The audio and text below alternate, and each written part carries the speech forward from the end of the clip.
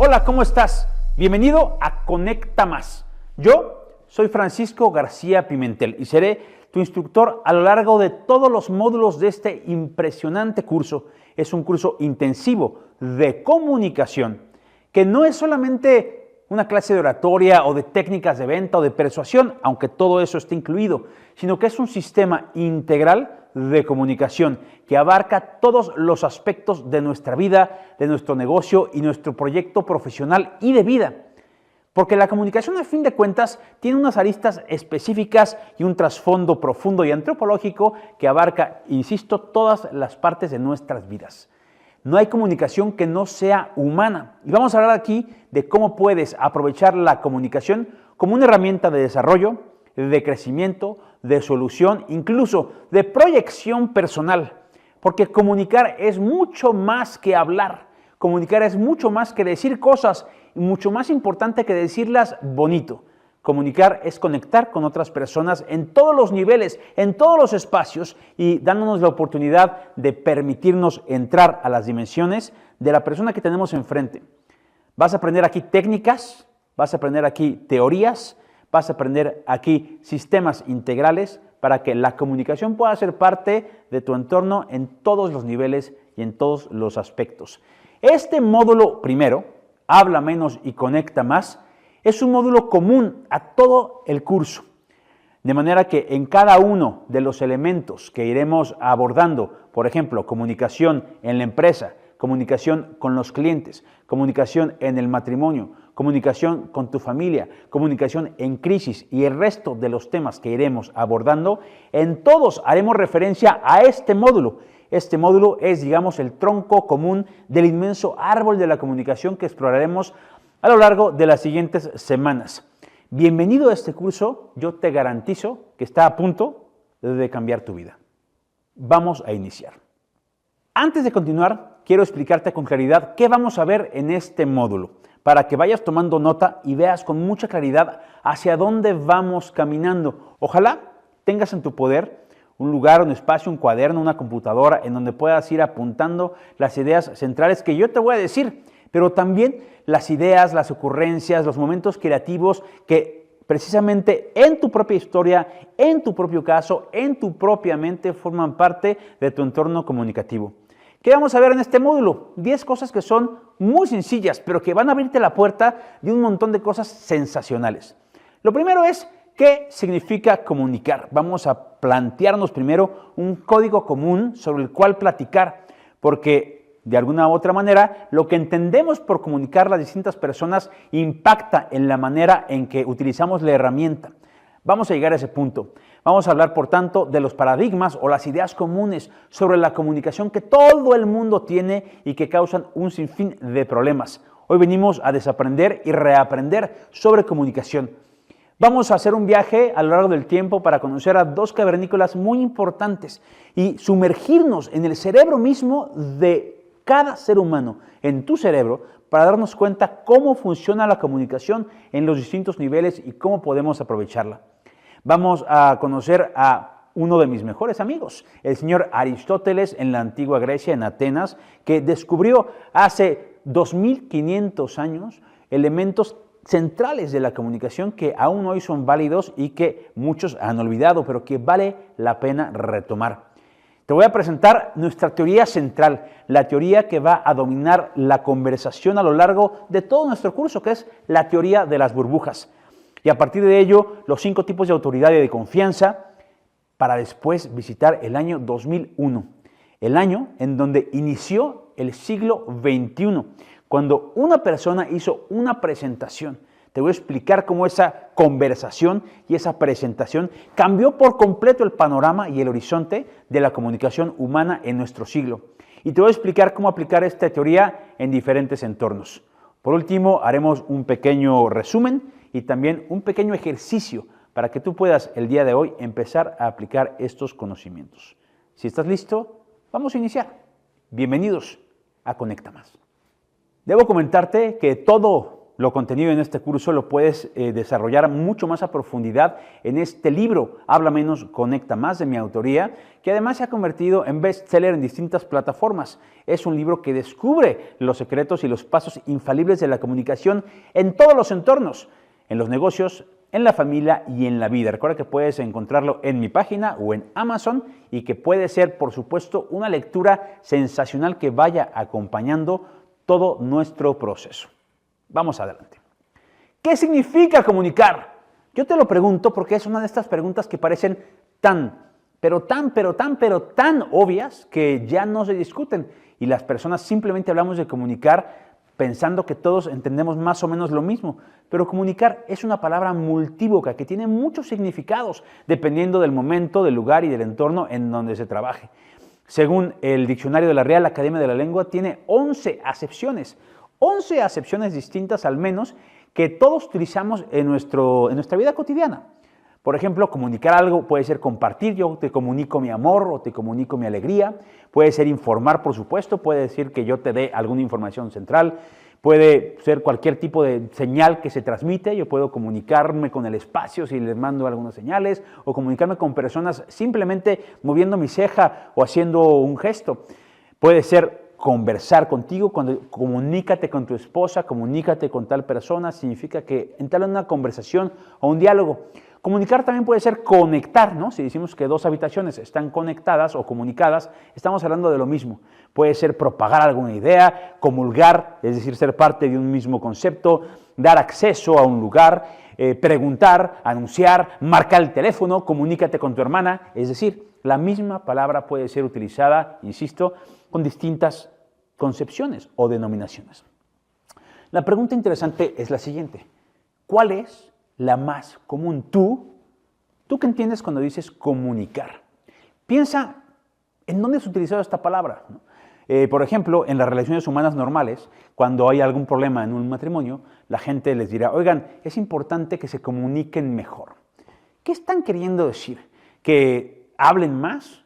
¿Que aprendan a tener mejores gestos? ¿Que se llamen por teléfono? ¿Que abran la puerta? ¿A qué se están refiriendo en este momento? Cuando nos buscan a los expertos o a los asesores, una empresa y nos pide un proyecto de comunicación, ¿qué nos están pidiendo?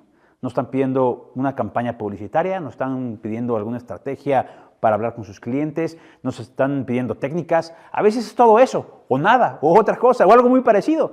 Pero aunque utilizamos la misma palabra, insisto, las palabras pueden entenderse de distintas maneras.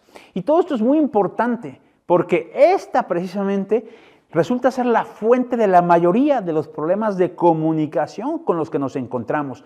A lo largo de los años nos hemos topado con sistemas distintos, empleados en distintos entornos que causan distintos problemas. Nosotros queremos enseñarte a entender la comunicación de manera tal que puedas aplicar un sistema de forma consistente a lo largo de tus distintas dimensiones: laboral, de negocio, de vida, familiar, relaciones con tus amigos, etc. Porque es verdad que si tú aprendes a comunicar bien, las puertas del mundo se te abren. La satisfacción personal y la felicidad es más fácil de alcanzar. Tus problemas y conflictos se reducen en un 80 o 90%.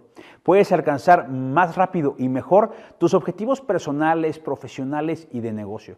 Aprender a comunicar es una de las llaves del éxito, y no solamente del éxito, de la felicidad. Yo creo que en este curso vamos a poder darte herramientas muy concretas que verdaderamente cambiarán tu vida. Por eso la pregunta otra vez: ¿tú qué entiendes por comunicar? Cuando yo pregunto esto en algún escenario, en alguna conferencia, oigan, ¿qué significa comunicar? ¿Cuáles son las partes de la comunicación? Díganme algo, ¿no? Habitualmente la gente me dice esto: comunicar es decir algo, ¿no? Transmitir alguna cosa, transmitir alguna información, decir, gritar, lo que sea. Y me suelen presentar esta teoría, la teoría del modelo matemático de Shannon. Esta teoría de la comunicación tú la aprendiste en la secundaria o en la preparatoria, o si eres como otros más expertos, estudiaste comunicación formalmente, seguramente te garantizo que estudiaste el modelo matemático de Shannon, que ha sido o ha pasado a formar parte de la cultura popular. Todo el mundo más o menos conoce la teoría del emisor, mensaje o receptor. El modelo matemático de Shannon tiene más partes, es más complejo, pero esta es la base, digamos, que todo el mundo conoce, ¿no? Y cuando se imaginan la palabra comunicar, se están imaginando esto, una persona hablando con otra persona, diciéndole cosas, ¿no? Este modelo matemático tienes que entender de dónde viene, no digo que esté mal, está bien, pero tiene unas aplicaciones limitadas muy específicas que pueden utilizarse en ciertos entornos. El modelo matemático de Shannon fue desarrollado por una serie de científicos de una universidad en Estados Unidos a petición del gobierno de los Estados Unidos porque estaban sumergidos en esos instantes en lo que se conoce como la Guerra Fría. Los soviéticos habían desarrollado una capacidad de propaganda y comunicación envidiable, ¿no? Transmitiendo sus ideas políticas y filosóficas a todo su pueblo que estaba enardecido y convencido de que las ideas comunistas soviéticas eran las correctas. Preocupados por esta situación, el gobierno de Estados Unidos pide a unos científicos que no eran comunicadores, porque todavía no había científicos comunicadores, no se consideraba una ciencia, pues eran sociólogos, eran economos, eran otras cosas. Les pidió que les ayudaran a desarrollar una teoría de la comunicación para poder utilizar la comunicación con la misma efectividad que lo hacían los soviéticos. Y entonces lo que arrojó la investigación fue esto, un modelo matemático que entendía la comunicación como una especie de flechas o de vectores y que se entiende muy bien además en el momento histórico en donde los medios de comunicación estaban naciendo. Este sistema es más fácil de entender si lo piensas no como personas, sino como aparatos o medios de comunicación. Un emisor, un aparato emisor, un radio, ¿no? Un mensaje que viaja por un cable o por las ondas y otro radio que lo recibe. Entonces tenemos sí un emisor, un mensaje y un receptor y un medio, etcétera, que van funcionando así. Cuando todos los medios de comunicación eran total y 100% unilaterales, la cosa parecía totalmente lógica. Y el resultado era un sistema goebbeliano, es decir, lo importante es que tú digas cosas, las digas lo mejor que puedas y muchas veces. Este sistema los soviéticos lo decantaron y lo desarrollaron y lo profesionalizaron y lo llevaron al estado de perfección de la propaganda política, que el día de hoy sigue siendo parte central de su cultura comunicativa. Y los estadounidenses, más que hacerse expertos en propaganda política, se hicieron expertos en mercadotecnia. Los estadounidenses aprendieron a venderte cosas, a que tomes Coca-Cola y comas McDonald's, ¿no? Con un sistema unilateral en donde de decirte 100,000 veces, toma Coca-Cola, pues eventualmente tomas Coca-Cola y todos tomamos Coca-Cola, pero es un sistema claramente unilateral, dirigido, centrado, en donde el centro es el mensaje y el medio. Haz un bonito anuncio y díselos 80,000 veces hasta que compren esta hamburguesa o este coche o este tiempo compartido o lo que tú quieras. Esto está bien hasta cierto nivel. Pero te voy a decir una cosa, los seres humanos no somos aparatos, no somos radios, no somos walkie-talkies. Y también el entorno de la comunicación se ha globalizado y hecho mucho más complejo, de tal manera que este modelo ha ido quedando un poco obsoleto, insuficiente. La cosa es muy diferente, sobre todo cuando piensas en una relación puramente humana. Quiero preguntarte qué está pasando en esta fotografía. ¿Qué está sucediendo, ¿no? Esto puede parecer cómico, ¿no? Puede ser una escena de una película, puede ser alguna escena de una comedia, o puede ser un drama, no sabemos realmente qué tan preocupante está la situación. El caso es que aquí tenemos a una pareja, esposos probablemente, aunque no sé, porque creo que no tiene anillo el joven, una pareja, ¿no? Y entonces la señora, la mujer, le está haciendo alguna, ¿no? Le está exigiendo, le está reclamando, lo que tú quieras. Yo estoy seguro que en tu cabeza ya imaginaste la situación. Guarda tus calcetines, no has limpiado el coche, si te olvidó tal cosa, alguna cosa, y eso el señor. Los señores, los hombres, cometemos muchos errores, millones todos los días, y entonces, pues luego las señoras, pues nos van corrigiendo. Esto no es para abordar un tema de estereotipos de género, ni mucho menos. Simplemente para poner aquí un ejemplo de comunicación. Porque lo que sí te puedo decir es que cuando atendemos sistemas o problemas de comunicación de pareja, la señora, habitualmente es la señora, a veces también el señor, pero habitualmente es la señora, viene conmigo, Francisco, tenemos un problema. ¿Cuál es el problema? Yo les pregunto. Mi problema de esta casa, o sea, todo está mal. ¿Por qué está mal? Porque mi esposo tira la toalla en el piso. La toalla en el piso, o los calcetines fuera del cesto de basura, o la camisa ahí nomás la echa en la silla, ¿no? Y entonces la señora dice, Yo estoy haciendo mi tarea porque yo estoy comunicando. Yo ya le estoy diciendo lo que yo necesito y lo que quiero. No solamente se lo he dicho, que yo quiero que no tire la toalla en el piso, sino se lo he dicho 200 veces. Se lo he dicho todos los días, 2 o 3 veces. 200 veces, Francisco, le he dicho que tire la toalla o que levante la toalla y la cuelgue en su lugar adecuadamente, ¿no? Porque esta señora me está diciendo, Francisco, yo estoy comunicando. Yo estoy diciéndole un mensaje a mi marido ahí está, estoy seguro que me escuchó y por tanto, la comunicación ha sucedido. No me puedes decir que no estoy comunicando porque estoy hablando, ¿no? Ahí está, el sistema está clarísimo. El pobre hombre, por supuesto, está un poco harto de ese mensaje, ¿no? Y lo primero que tengo que decirles a las señoras o a los señores o a las personas en general cuando tienen este tipo de conflictos, es decir, señora, pues en este caso la comunicación se soluciona no hablando más, sino hablando menos, ¿no? Quizás, si ya le dijo 200 veces, pues 201 no creo que va a cambiar mucho la historia, al menos en términos de la solución que usted desea, que es que esa cosa se levante y se cuelgue. Lo que sí puede cambiar la historia es en el sentido de que su esposo esté tan harto que se vaya por la ventana, porque sencillamente ya no aguanta. Pero entonces, Francisco, tú me estás diciendo que comunique, y cuando comunico me dices que no comunique. Entonces, ¿qué es la comunicación? ¿Y qué está pasando aquí? ¿Y por qué a veces para comunicar hay que callarse? ¿Y por qué a veces para comunicar hay que pensar en el mensaje, en el momento, en la forma y en un sistema de relación previa? Vamos a abordar todo eso. Quizá tú tengas en tu vida problemas parecidos a estos. En el trabajo o en tu empresa hay una persona a la que ya le dijiste 200 veces que haga tal cosa, que llegue más temprano, que no estacione su coche ahí o cualquier cosa. O tú tienes un hermano o una hermana a la que ya le dijiste 200 veces tal o cual cosa, o a tu mujer, o a tu marido, o a tus hijos. Niño, que no hagas esto, niño, que no hagas aquello. Si tú tienes hijos de cualquier edad, pero tienes hijos adolescentes, tú sabes que no son precisamente los mejores escuchadores. De manera que la comunicación no es automática, ¿no? Yo ya lo dije, ¿no? Los papás pueden ser un poco así, ¿no? La señora le dice al señor, Federico, dile a tus hijos que acomoden su cuarto, que arreglen su cuarto. El papá, siendo como es todo papá, va a ir, se asoma por la puerta, niños, levanten su cuarto, y se va. La pregunta es, aunque la comunicación ha sucedido, ¿no? Ya alguien envió un mensaje a algún lugar, la pregunta es, ¿se ha recibido? Sobre todo, ¿los niños ya levantaron el cuarto? Porque se los dijiste una vez.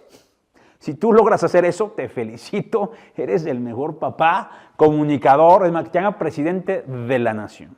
Pero las cosas no son así y no basta que digamos las cosas para que las cosas sucedan mágicamente. Si quizá tú tienes una empresa y eres el jefe, o eres un gerente, o un director, o tienes empleados, o tienes compañeros de trabajo en tu equipo, pregunta, ¿basta con que les digas las cosas una sola vez? O aún más, que tengas en la entrada de tu empresa un cuadro primorosamente enmarcado que dice misión, visión, y entonces, como ya está allí, eso se cumple automáticamente porque ya dijiste el mensaje. O existe un reglamento ISO 9001, 9002, 9000 millones, hay un reglamento, otro reglamento, puntos, reglas, procesos y demás. El hecho de que estén publicados garantiza su cumplimiento. La respuesta a todas estas preguntas es no, no lo es. Porque la comunicación no depende y no se limita a decir las cosas. Decir las cosas es parte de la comunicación, ciertamente, pero no es todo. Y si te limitas a eso, entonces vives una vida frustrada. Este sistema de Conecta Más abarca todos los espacios de la vida, porque en todos los espacios de la vida tenemos relaciones que requieren un sistema de comunicación profundo que nos permita economizar nuestro esfuerzo en decir las cosas de manera que lo tengamos que decir menos veces, pero que vayamos alcanzando los resultados. Estamos hablando, piensa, de ventas. ¿Qué tal es tu proceso de ventas en tu empresa? ¿Vendes tanto como quisieras? ¿Tienes tantos clientes como quisieras? ¿Tus clientes saben lo que vendes, cómo lo vendes y te pagan siempre a tiempo? Si lo haces, vas muy bien, pero si no, vamos a ayudarte. En tu matrimonio, en tu casa, en tu familia, basta que hables para que todo el mundo obedezca y se cuadre y te diga, sí, papito, sí, mamita, lo que tú quieras inmediatamente. Si eso sucede en tu casa, te felicito, vas muy bien. Pero si no sucede, yo te voy a ayudar a que empiece a suceder un poco mejor. En tu entorno de trabajo, en tu entorno profesional, en tu proyecto de vida, ¿tú vas hacia donde quieres siempre, en todo momento? o tienes que estar desviándote demasiado, o estás haciendo la tarea de otro, o una chamba que no quieres, o no necesitas, o no te gusta, porque no has logrado encontrar tu propia marca personal. Si ya estás en el lugar que quieres, haciendo lo que quieres y ganando lo que quieres, felicidades, vas muy bien. Pero si no, si estás en proceso, pues entonces te vamos a ayudar a pensar cómo la comunicación puede ser parte importante de esa transformación. No todo son técnicas de ventas o técnicas, sino solamente entender profundamente lo que es la comunicación y cómo esta comunicación va a transformar por completo todos los entornos de tu vida. ¿Qué está pasando aquí? ¿O qué está pasando aquí? Aquí tenemos un mundo en donde aparentemente la comunicación tiene una centralidad protagónica. Aquí tenemos millones de anuncios publicitarios. Esta es una plaza, ¿no? Este es en el centro de Nueva York. Muy famoso, donde todo el mundo se reúne y ve estos anuncios. Se llama Times Square y está lleno de anuncios espectaculares. Incluso esa cosa que ves en medio es un edificio que está totalmente vacío. Es un edificio gigantesco cuyo único objetivo es tener anuncios publicitarios. Impresionante cómo y cuánto gastamos. ¿Cuánto crees que vale uno de esos anuncios? ¿Cuánto crees que vale uno de esos espacios? Son millones de dólares, o lo que pagan las empresas, por ejemplo, por un anuncio de 30 segundos en el Super Bowl o en la final de la Liga MX o lo que sea. ¿Cuánto gastamos en comunicación? ¿De qué tamaño es esta industria? ¿Y cómo podemos entender que esta industria está basada en un sistema unidireccional matemático de Shannon, que funciona para ciertas cosas, pero no para todo? Tú tienes una empresa, tú tienes un negocio, tú tienes un trabajo. Yo te quiero preguntar, ¿tú tienes el dinero, la capacidad económica de producir y pagar un anuncio en Times Square? ¿Tú tienes la capacidad económica para gastar millones de pesos en anuncios en televisión en la hora pico? ¿Tú tienes la capacidad de estar pagando espectaculares como si fueras político en campaña todos los meses? Si puedes hacerlo, felicidades, vas muy bien.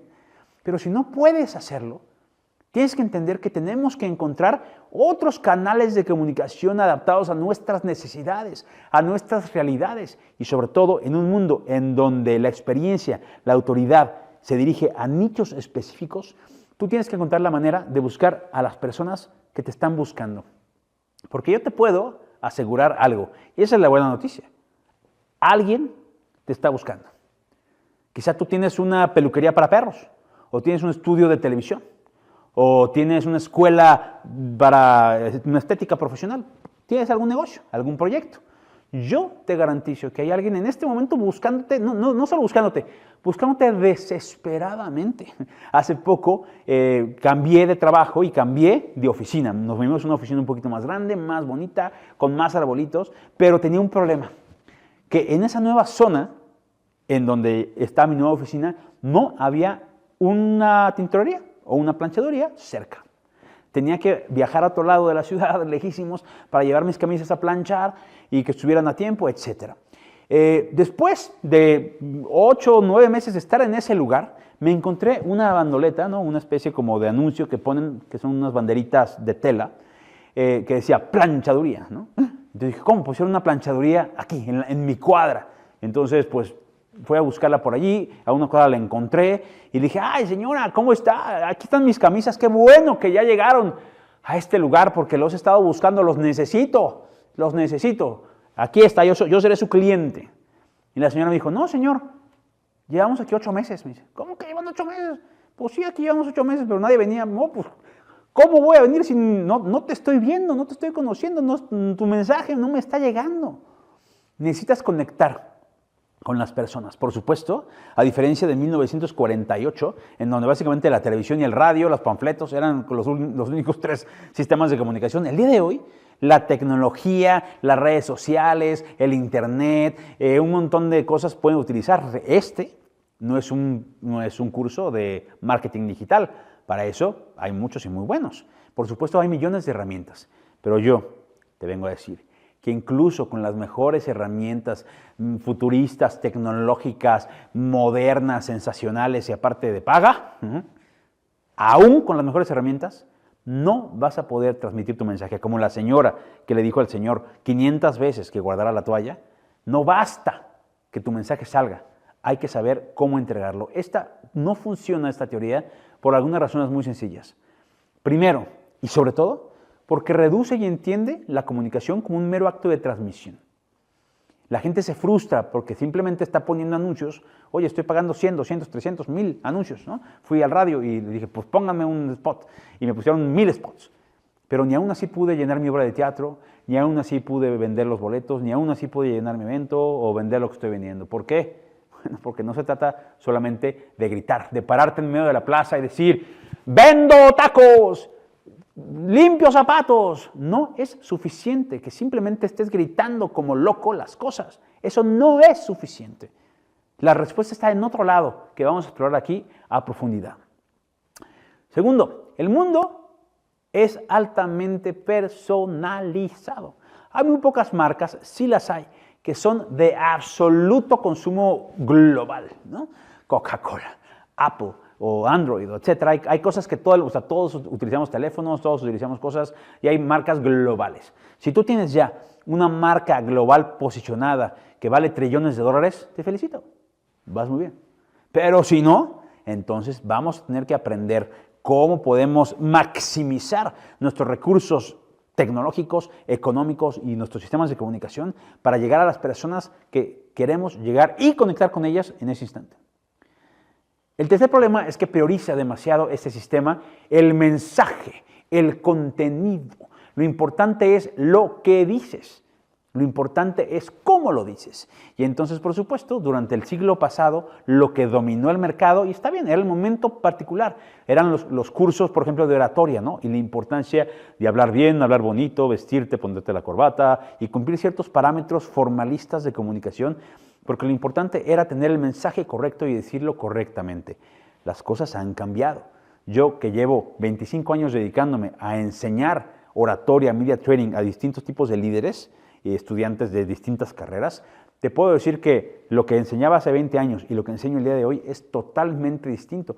Tengo un libro publicado que se llama Pequeño Manual de Oratoria, que escribí hace 20 años, me lo publicó una editorial y toda la cosa, y que hoy lo leo y digo, si sigue en las librerías, no lo han sacado porque se sigue vendiendo, pero hoy lo leo y digo, híjole, esto que dije hace 20 años, hoy ya no es tan efectivo, ya no es tan válido, porque las cosas han cambiado. Cuarto, es un sistema que favorece la propaganda y el marketing de la vieja escuela. Simplemente sacar mensajes y repetirlos ad infinitum hasta que a ver si pega, ¿no? Es estar mandando simplemente lodo a las paredes a ver qué se queda pegado. Pero eso es un sistema que requiere mucho trabajo y tiene un altísimo costo. Puede funcionar, pero sencillamente para ti quizá no es lo más útil y lo más necesario.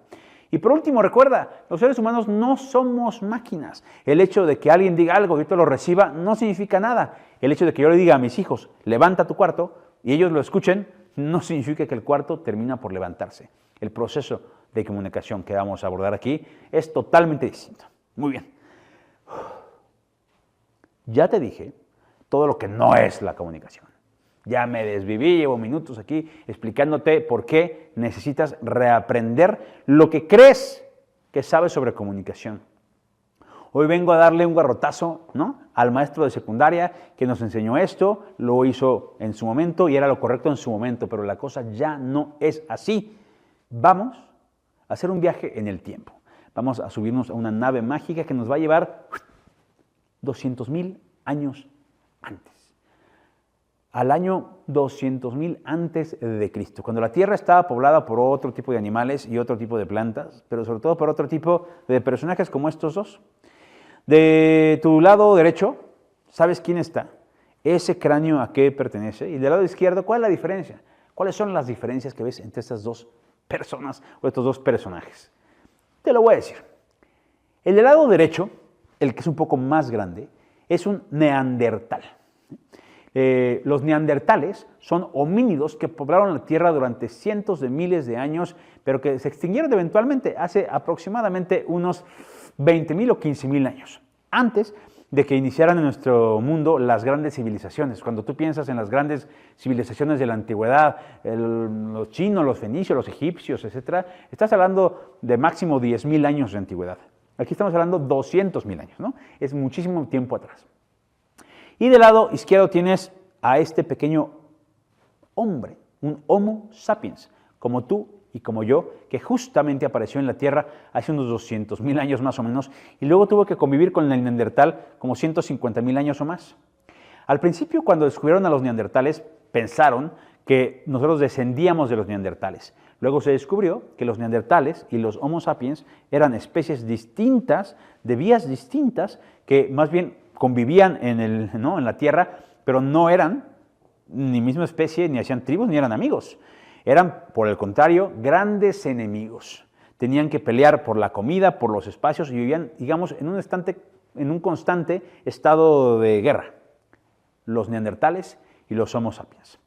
Hay un libro brillante que se llama Humankind, de Rutger Bergman, un investigador sueco, que habla sobre este punto específico. Y si es una pregunta que a mí me parece de lo más interesante.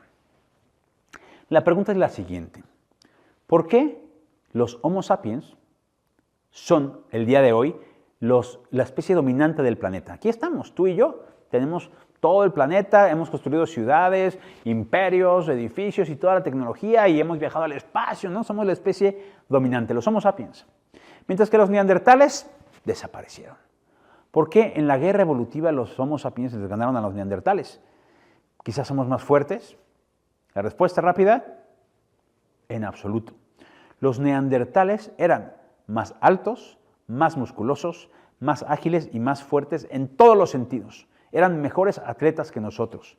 De manera que en un mano a mano, pues habitualmente el neandertal ganaría una pelea habitual entre un Homo sapiens y un neandertal. Son mucho más fuertes. Tú quizás tengas una idea, una imagen del neandertal, pues agachado, como un cavernícola, con los pelos parados y un mazo.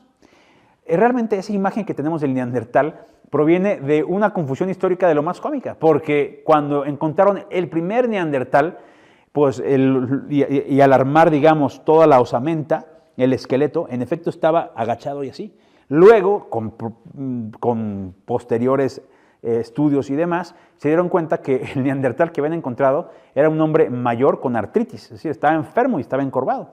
Pero esa imagen nos quedó. En la realidad, los neandertales son unos tipos gigantescos, de 2 metros, fuertes, musculosos y ágiles. ¿Por qué entonces el Homo sapiens gana la pelea, gana la guerra? Tú me dirás, somos más inteligentes. La respuesta rápida: tampoco. Los estudios antropológicos de los cerebros y los cuerpos y los lóbulos cerebrales de los neandertales y los Homo sapiens nos dan cuenta de algo muy evidente y muy claro. Los neandertales tenían mayor capacidad craneal y mayor desarrollado su neocorteza. Por lo tanto, tenían mayor habilidad en actividades avanzadas como matemáticas, lenguaje y abstracción. En un examen de IQ, los neandertales nos llevan de calle. Los neandertales eran más inteligentes que los pobres humanitos, todos enanos y débiles y medio mensos. Es la verdad. La pregunta sigue en el aire. Si no éramos los más fuertes y no éramos los más listos, de hecho, los neandertales tenían mejores herramientas, mejores armas, mejores cuevas y tenían mejor control del fuego. ¿Y entonces? ¿Por qué los seres humanos ganan la batalla evolutiva? ¿Por qué? La respuesta se halla en este lugar: nuestro cerebro. Este es un cerebro humano moderno, actual, el que tenían los cavernícolas hace 200.000 años, pero también el que tienes tú y yo. El cerebro del Homo sapiens no ha cambiado mucho en los últimos 200.000 años. Fundamentalmente, escúchame lo que te voy a decir, fundamentalmente tú, en tu cabeza, tienes un cerebro cavernícola. ¿Vale? Cuando entiendas eso vas a entender muchas cosas. Cómo reaccionas, cómo buscas, cómo encuentras, cómo te alimentas, cómo te relacionas, qué cosas prefieres, cómo quieres pasar tu tiempo, qué cosas te causan placer. Date cuenta que tu cerebro es un cerebro cavernícola. Tu cerebro no sabe que existen las cámaras, las luces, ni el Facebook, ni los barcos. Tu cerebro solamente quiere lo que quiere un cavernícola. Comer, dormir, ¿no? Y garantizar la supervivencia. Porque todos los procesos evolutivos y las construcciones evolutivas de nuestro cuerpo y nuestro cerebro están diseñadas para la supervivencia. Y este cerebro tiene 3 elementos característicos. Por supuesto, si aquí tengo un científico neurólogo, me dirá que es una supersimplificación, por supuesto.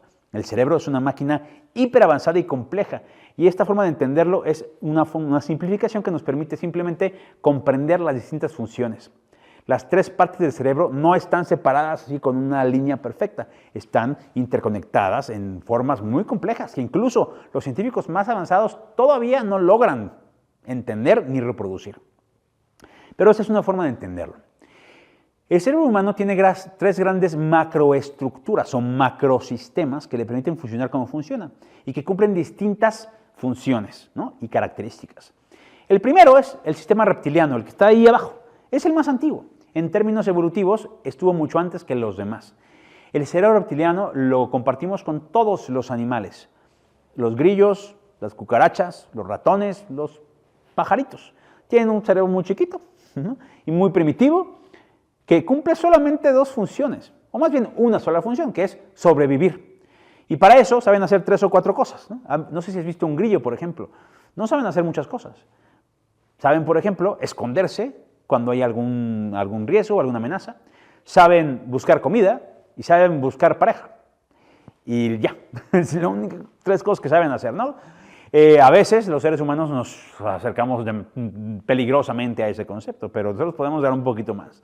Y los animales sencillamente pues saben hacer lo que hacen. Y ese sistema reptiliano que tú también tienes garantiza tu supervivencia. El cerebro reptiliano no es racional en absoluto. Y es por eso que se encarga de cosas que no requieren procesos mentales. Por ejemplo, tu sistema reptiliano se encarga de que tengas hambre cuando te hace falta comida, o de que tengas sed cuando te hace falta agua, o de que tengas sueño cuando tienes que dormir. Se encarga también de la atracción física, ¿no?, cuando ves a otras personas que te son atractivas, porque lo que quiere es garantizar la supervivencia tuya y de la especie. Se encarga también de reaccionar cuando hay estímulos que se consideran como amenazas. Tu sistema reptiliano, cuando ve una amenaza, tiene la capacidad increíble de chupar, de jalar, de robarse toda la energía de todo el cerebro para garantizar tu supervivencia. Por eso, cuando estás bajo amenaza, por ejemplo, si de repente vas por la calle y aparece un león, pues en ese momento tu cerebro reptiliano chupa toda la energía, o sea, fisiológicamente, literalmente la sangre del resto del cerebro la concentra en un lugar específico porque necesitas reaccionar inmediatamente. La adrenalina toma el control y entonces todo es supervivencia. Tú no puedes estar huyendo de un león y al mismo tiempo resolver un problema matemático, ¿no? A cuadrada más B cuadrada es igual. No puede ser eso. En ese momento tu cerebro, la neocorteza, el límbico están totalmente apagados. Solamente está funcionando tu cerebro reptiliano, el cerebro de la supervivencia, que se activa especialmente cuando hay pues focos rojos, ¿no? Alerta, cuidado, cuidado, alerta, alerta, alerta. Por ejemplo, si tú tienes hambre, tu cerebro reptiliano te está diciendo, oye, tienes que comer. ¿Por qué? ¿Qué pasa si no comes? Pues te mueres. Eres un cavernícola. Tu cerebro reptiliano no conoce de dietas keto o de dietas modernas o de nada. Tu cerebro ve comida y dice, oye, aprovecha ahorita que hay comida y pues come mucho para cuando venga el invierno y lleguen las heladas, sobrevivas. Es un cerebro cavernícola que nomás quiere que sobrevivas. Y entonces, cuando tienes hambre o tienes sueño o, perdón el ejemplo, o necesitas ir al baño, en ese momento yo te pregunto, ¿puedes hacer algo? Tú podrías estar estudiando para tu examen final de matemáticas y tener mucha hambre. Hombre, un rato, 10, 20 minutos. Pero eventualmente, no. Eventualmente tu cerebro no te dejará funcionar. Te dirá, come, come, come, come, come, con una urgencia desesperada. Y hasta que no le digas al cerebro, ya garanticé mi supervivencia del día de hoy, entonces ya te dirá, pues ya, si quieres darle las matemáticas. Pero necesitas primero tener solucionado, ¿no?, las amenazas inmediatas.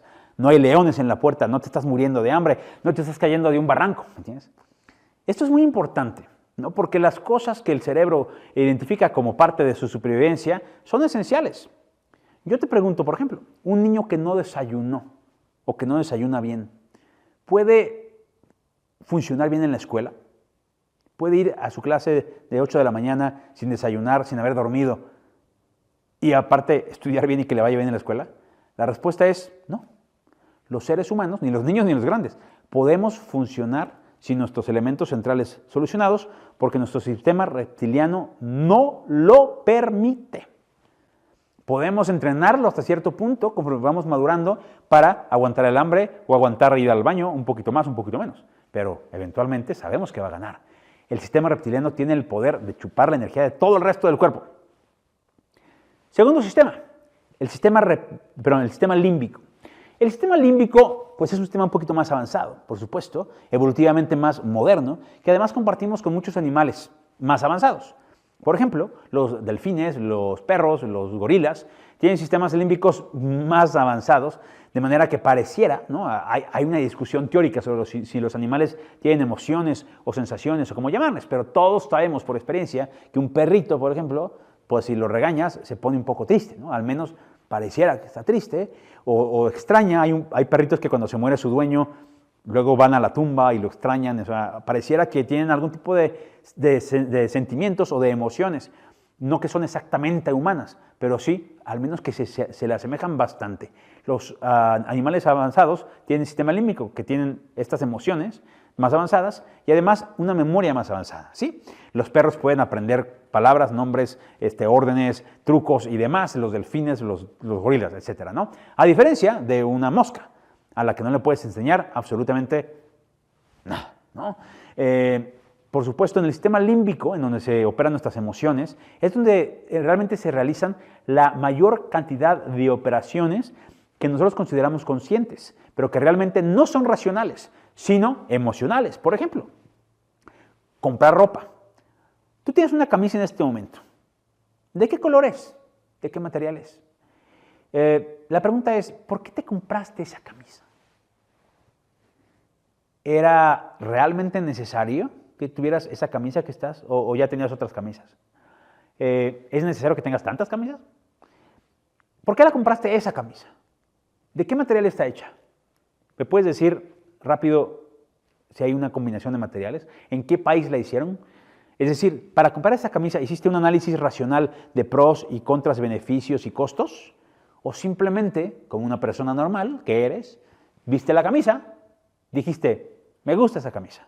Luego viste tu cartera, no tienes dinero, pues saco la tarjeta y la compraste igual. Ni la necesitabas, ni me puedes argumentar que es la mejor camisa del mundo es esta que tengo, es una camisa. La que encontré, la que me gustó. ¿Por qué la compraste? Porque me gustó. Y nota cómo, cuando hablamos de sentimientos, a veces los nombramos como partes del cuerpo. ¿Cómo que te gustó? ¿En dónde está localizado el sentido del gusto? Está en la lengua. ¿La probaste? ¿La comiste? No, es una metáfora. ¿Por qué llamamos a las emociones como partes del cuerpo?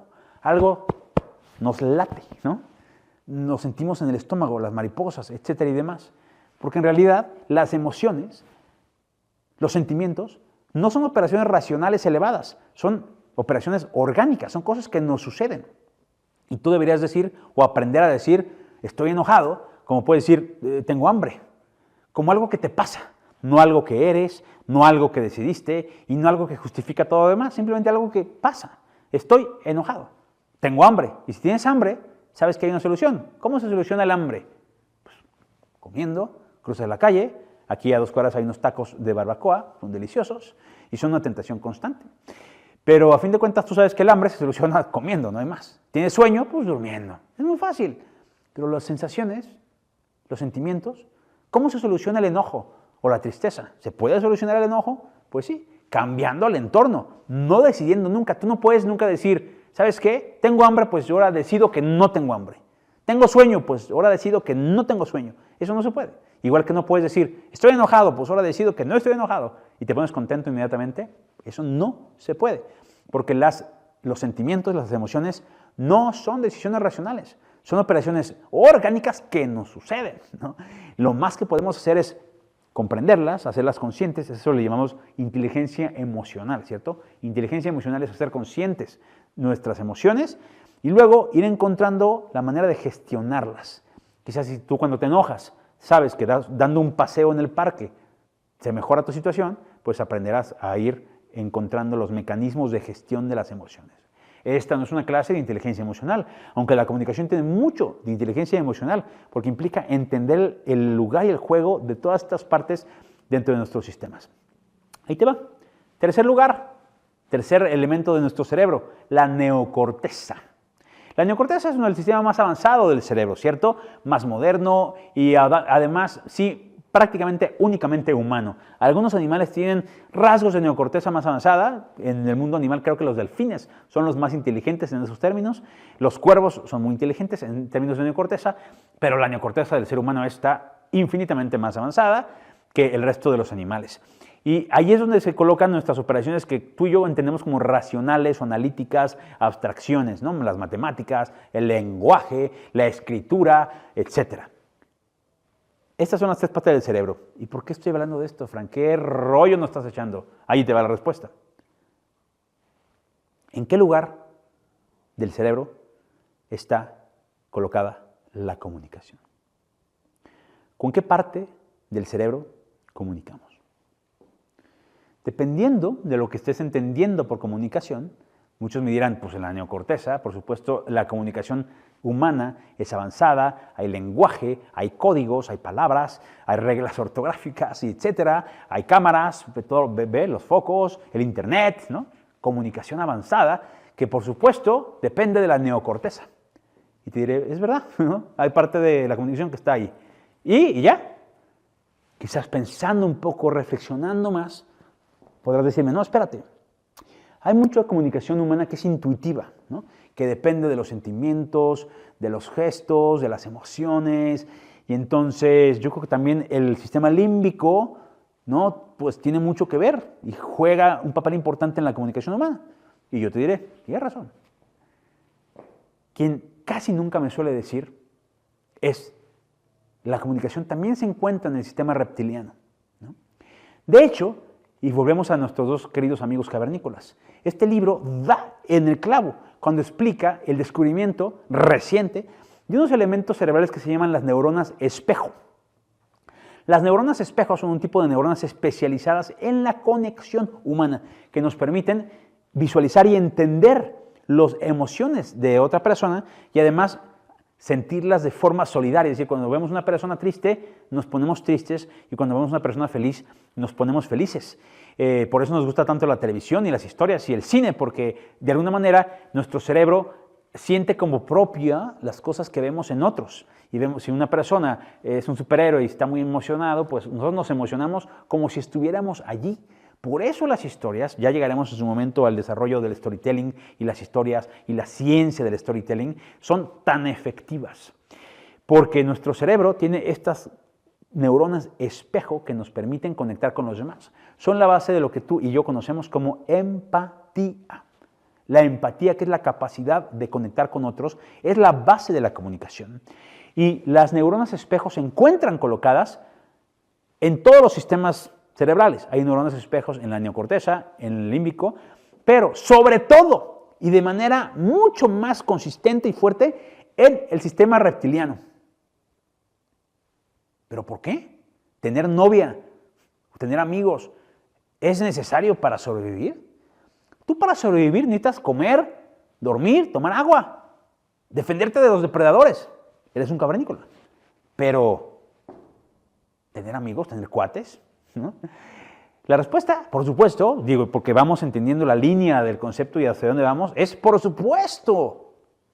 El sistema cerebral reptiliano, prioritario, primitivo, de los primeros seres humanos, entendió que la capacidad de conectar con otros seres humanos es absolutamente central para la supervivencia del ser humano. Absolutamente central. No es secundario o terciario. Incluso en la famosísima pirámide de Maslow, Maslow pone los primeros, ¿no?, necesidades esenciales, comida, bebida, dormir, pues en la base de la pirámide, luego seguridad y luego conexión de grupo. En realidad, la conexión de grupo está en la base misma de la pirámide. Yo te pregunté hace rato si un niño que no desayunó bien puede rendir en la escuela. Y tú me dijiste, no, porque no tiene comida, no tiene los nutrientes en su cerebro necesarios para poder procesar la información, etc. Y tienes razón. Pero yo te voy a preguntar, un niño que no tiene amigos, que en su familia hay broncas, sus papás están peleados y su hermano le pega, ¿ese niño puede rendir en la escuela? La respuesta es no puede. ¿Eso es porque el niño está tonto? ¿Limitado? ¿Tiene algún problema?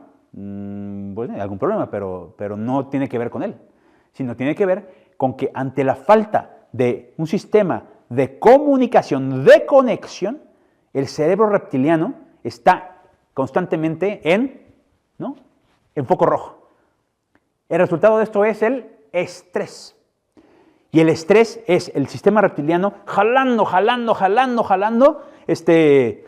energía porque se siente constantemente amenazado, ¿no? Nada está funcionando y sientes que estás en peligro y entonces no puedes hacer nada más. Estar estresado no es otra cosa que tu sistema reptiliano en sistema de alerta. Ay, algo está pasando, te sientes amenazado por todos lados. Y entonces no puedes pensar, no puedes comunicar, no puedes hablar, no puedes tomar decisiones, no puedes pensar, no puedes hacer las cosas que quisieras hacer, que puedes hacer. Porque tu cerebro no te deja. Pero ¿cómo colocar la comunicación, es decir, la conexión en la base de la pirámide, en el centro del sistema reptiliano, cambia las cosas? Y Rutger Bregman responde en su libro, ¿por qué los seres humanos, por qué los Homo sapiens se convirtieron en los ganadores? Y la respuesta es que cada animal, cada organismo vivo en la Tierra, tiene alguna especie de superpoder, ¿cierto? Por ejemplo, si yo te pregunto, la chita, ¿cuál es el superpoder de la chita? Pues que va bien rápido, ¿no? Es el animal más rápido terrestre que existe. Tiene otras características, hombre, tiene garras, tiene dientes, ¿no? Es un felino y hace otras cosas igual que los demás felinos. Pero particularmente la chita es súper rápida, ¿no? Es superpoder. Oye, el tiburón, ¿cuál es su superpoder? Pues su capacidad de ver la presa y atacarla y sus dientes grandes, perfecto. Los changos, ¿cuál es su superpoder? Pues que pueden colgar de los árboles, ¿no? Es su seguro evolutivo, el superpoder. Y entonces la pregunta es, ¿cuál es el superpoder del ser humano? Estás tentado a contestar la inteligencia, pero yo te digo que no. El superpoder del ser humano es la empatía, la capacidad de conectar con otros. Esa empatía, que era muy superior a los neandertales, que eran más fuertes y más inteligentes. Pero el ser humanito, chiquito y débil, tenía una capacidad de forjar lazos sociales más fuertes y formaba tribus más fuertes.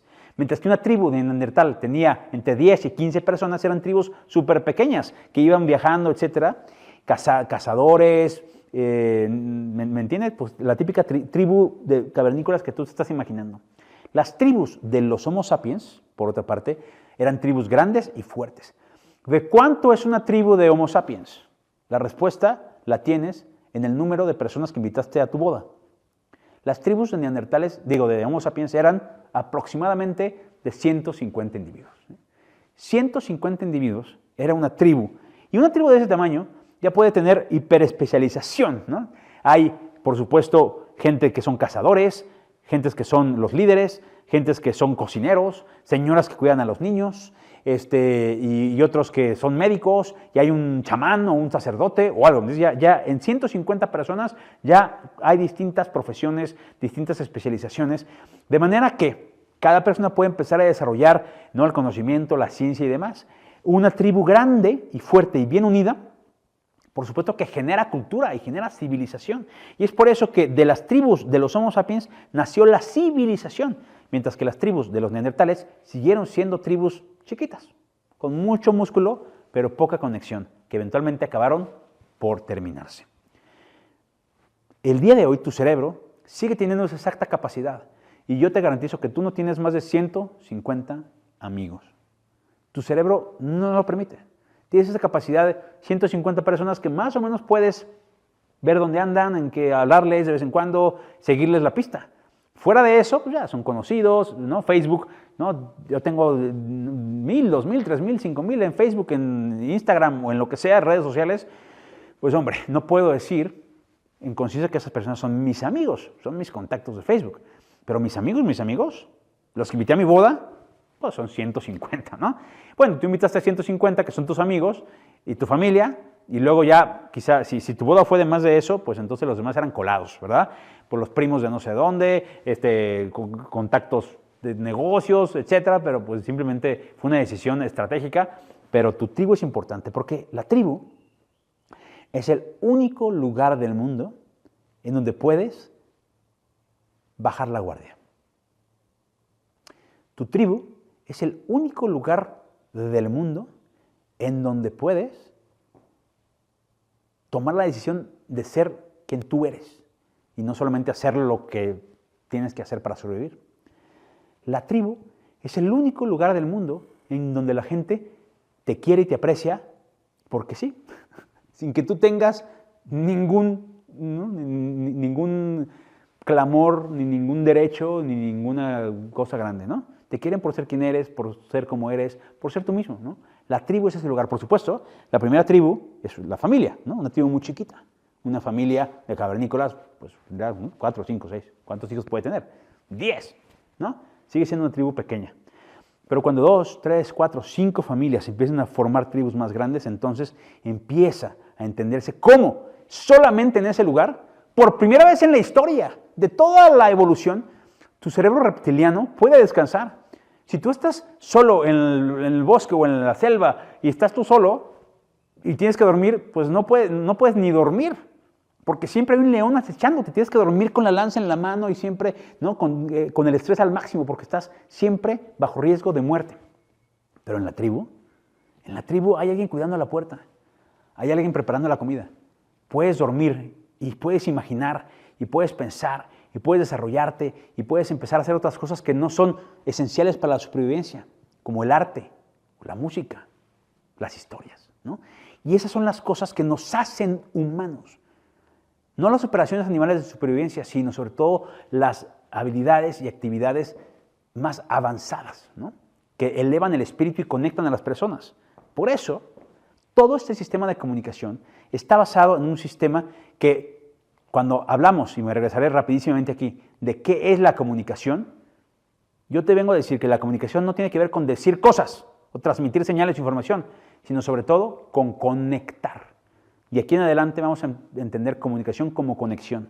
Y saber conectar es la gran diferencia. Aristóteles lo descubrió hace 2500 años en la antigua Atenas. Precisamente en la antigua Atenas se desarrolló la inmensa mayoría de la ciencia y la filosofía del mundo antiguo. ¿Por qué? Porque era una gran tribu, porque era un país con mucho dinero, porque era una ciudad con mucho poderío. Entonces, como ya estaba resuelto el tema del dinero, ya había comida, ya había grano y estaban protegidos, entonces podía haber personas como Aristóteles que se podían sentar a pensar, ¿no? En la inmortalidad del cangrejo y luego su maestro Platón y su maestro Sócrates. Eran personas que eran filósofos, fíjate, filósofos de tiempo completo, vivían de eso.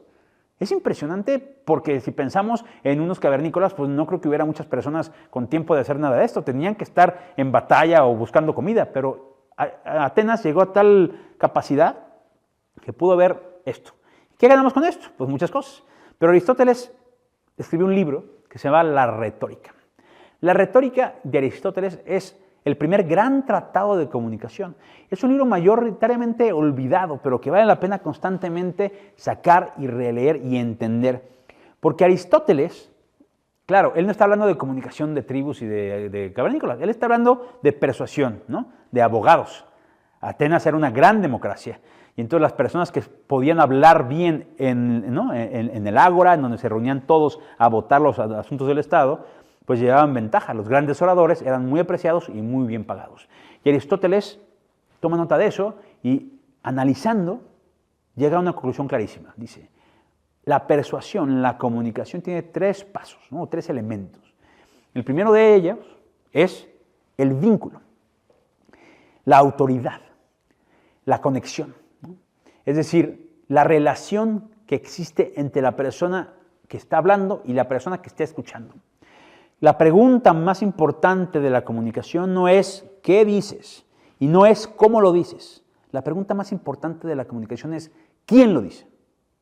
Si tú entiendes esto, entiendes todo. ¿Con quién escuchas tú las noticias? ¿Con el que tiene el mejor guión? ¿Con el que tiene la mejor cámara? ¿O con el presentador de noticias en quien confías? Por lo que tú quieras. A mí me gusta escuchar a López Dóriga, o a Loret de Mola, o a Broso, o a Zapata. ¿Quién es tu favorito? ¿Y por qué? ¿Porque están más guapos? Lo dudo. ¿Porque hablan mejor y son grandes oradores?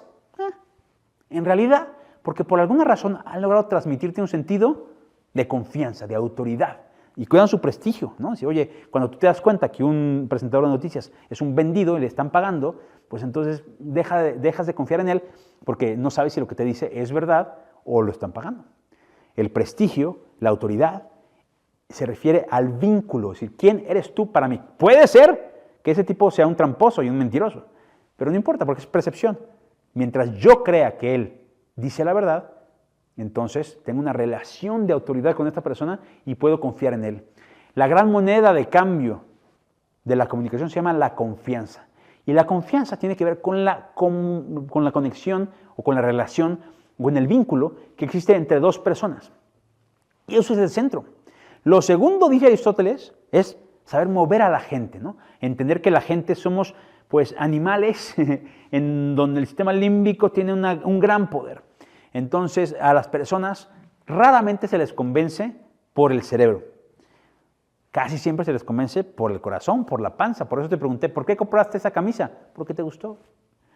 Ya luego, cuánto cuesta y si puedes pagarla, son consideraciones posteriores. Habitualmente tomamos la decisión por autoridad y confianza y por sentimiento. Y una vez tomada la decisión, la justificamos racionalmente, a ver cómo, ¿no?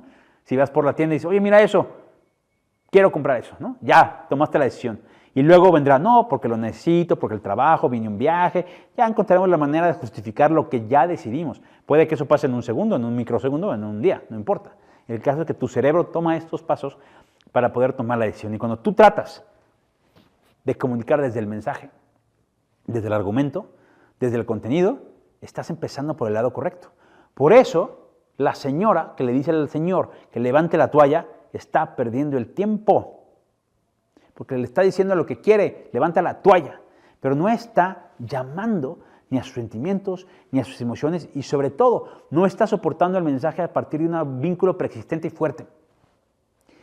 Por eso, en el matrimonio, en la familia, en las empresas, en los equipos de liderazgo, en todos los lugares, nos cansamos, o más bien no nos cansamos, porque eso nos dedicamos de decirle a la gente, amigo, el problema no es el problema. La señora me dice, es que Francisco, el problema es que mi esposo es desordenado. Así, señora, ese no es el problema. El problema es que el vínculo entre ustedes dos necesita trabajarse. Y una vez que el vínculo se trabaje, lo demás se podrá componer, o algo mejor que eso. Te quiero platicar del sistema. Este sistema de burbujas, la teoría de las burbujas, es único y específico y lo hemos desarrollado a través de muchos años de trabajo, de investigación, de seguimiento y de prueba y error. Este sistema de burbujas funciona y va a funcionar para ti en cualquier entorno. Después, en los distintos módulos iremos atacando cada entorno específico. No te preocupes. Pero en el fondo, todos visitan y se concentran en este concepto que es muy claro.